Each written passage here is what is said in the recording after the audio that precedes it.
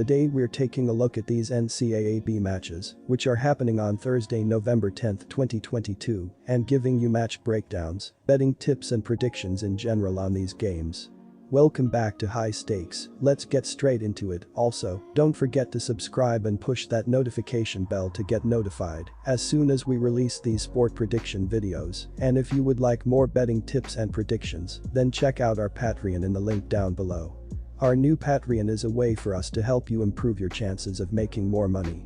Multiple plans are available for each and every one of you. By becoming a member of the High Stakes Patreon, you will have access to our best team picks, total picks, parlay picks and much more. Stop wasting hours of your time searching for bad betting predictions that ends up costing you a lot of time and money. Join the High Stakes Patreon now and get the best betting picks. Nebraska Cornhuskers vs Nebraska Omaha Mavericks. The Mavericks struggled offensively in their first game. They made less than 40% of their shots and 30% of their three-pointers.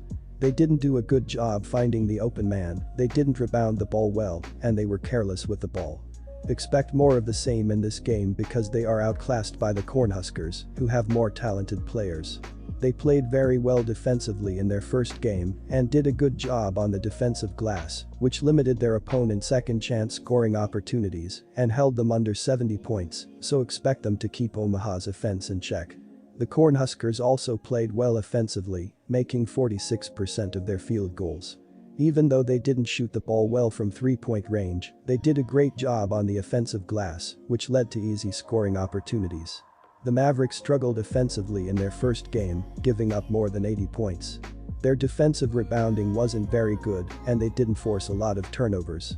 Even though the Cornhuskers won't score as many points as the Jayhawks did against the Mavericks, they will score enough points to win this game comfortably and cover the spread. If Omaha can pull off the cover, I definitely think this is an overplay. I could see it falling somewhere in the realm of 85-70, which is still a close call. But the trends favor this pick when looking at both sides. Omaha is 4-0 on overs in their last 4 road games. Meanwhile, the over is also 5-1 in the Huskers' last 6 games against teams with a winning percentage below .400 and 7-1 in their last 8 home games against teams with a losing record overall. Both picks on this one might still feel like long shots. Take the over 153.5 points. Oklahoma State Cowboys vs Southern Illinois Salukis. After battling to a 16-15 record last season, head coach Brian Mullins knows he may have the team to compete for the MVC crown this season. With Loyola Chicago now having moved on from the MVC, there is room at the top, and the Salukis are certainly one of the teams that has a shot this year. The team returns their top 2 scorers from last season in 6'6" senior Marcus Domisk and 6'1" senior Lance Jones. He added some key pieces in the transfer portal as well and has a team capable of knocking down shots and playing the kind of position-less basketball that a majority of the top-tier teams have transitioned into. While I think Southern Illinois has a legitimate chance to win the MVC this season, this game appears to be a major step up in class against a team that figures to be amongst the top teams in perhaps the best conference in college basketball, Oklahoma State out of the Big 12. Don't be scared off by the opening night scores of either team in this spot. SU was able to pull off an easy 30-plus point blowout at home against an inferior opponent, while the Cowboys won by just 11 against an equally inferior opponent. The 11-point margin was over 30 points in the second half, and OSU sent in a large portion of their bench early on in the game. In this matchup, however, they will not be looking past a very dangerous and potentially tournament-bound Salukis team. Oklahoma State has size, defense presence and the type of versatility that the Salukis are trying to build their own team after. SU will get there, it is just a bit too soon. For the Cowboys, I fully expect this whole season to be about redemption. Redemption for what the team and coaching staff feels like was a far too harsh penalty last season. They will not be complacent in any matchup this year and expect this game to feature the team's top 9 rotational guys rather than a bevy of role player early in the second half.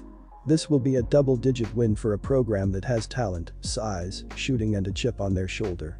Take OSU minus 8.5 points. Both of these squads take pride in their defense and locking down top scorers. Neither of these squads have a proven guy that can get a bucket when it's absolutely necessary. The Salukis won't waver from their slow pass-heavy half-court offense. Oklahoma State should be able to close out defensive possessions with their size and physicality advantage. The Salukis will keep the Cowboys from getting open perimeter shots and force them to work the ball around to get quality looks. This game screams first to 65 wins to me. Play under 133 in this matchup. Creighton Blue Jays vs North Dakota Fighting Hawks.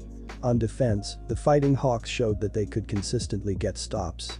They are currently surrendering 57 points per game, and their opponents are shooting 36.1% from the field.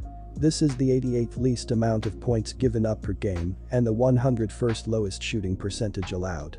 They continue to contest shots near the rim and from the outside, as scoring on them hasn't been easy. According to KenPom, the Fighting Hawks have an adjusted defensive efficiency rating of 106.2, which is the 334th highest rating in the country.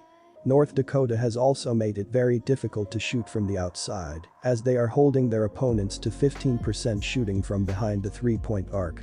This is the 22nd lowest shooting percentage allowed, as their perimeter defense kept them alive in their previous game. On defense, the Creighton Blue Jays have shown that they can consistently make stops. According to KenPom, Creighton has an adjusted defensive efficiency rating of 89.4, which is the 24th lowest in the country. They are currently allowing their opponents to score 60 points per game, which is the 116th least in the country. They are also forcing their opponents to shoot 41.4% from the floor, as this is the 186th lowest shooting percentage allowed. The Blue Jays were also lit up from the outside in their first game of the season, as they allowed their opponents to shoot 40.9% from deep. This is the 279th lowest shooting percentage allowed from behind the three-point line, as their perimeter defense will have to be better if they want to continue stacking wins. I will be riding with the Creighton Blue Jays minus 26.5 at home against the Fighting Hawks. Yes, Creighton had some issues on the offensive end of the court in their first game of the season, but I still see them being one of the best teams in the country. According to KenPom, the Blue Jays have the 25th highest adjusted offensive efficiency ratings in the nation, and they are even better on the defensive end of the court. They also have an adjusted defensive rating of 89.4, which is the 24th best.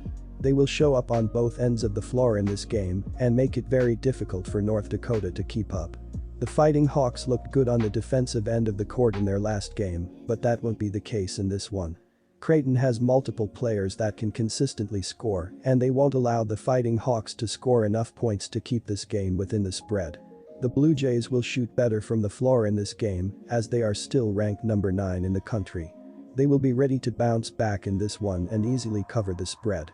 Pick the Creighton Blue Jays and lay the points, minus 26.5. Creighton played tough defense that gave up only 60 points to St. Thomas, Minnesota, in the opening game of the regular season, and the total finished under the 149.5-point closing line when the two teams combined to score only 132 points. North Dakota scored just 65 points in its opening game victory and allowed only 57 points, and the total of 132 points finished under the 142-point closing line.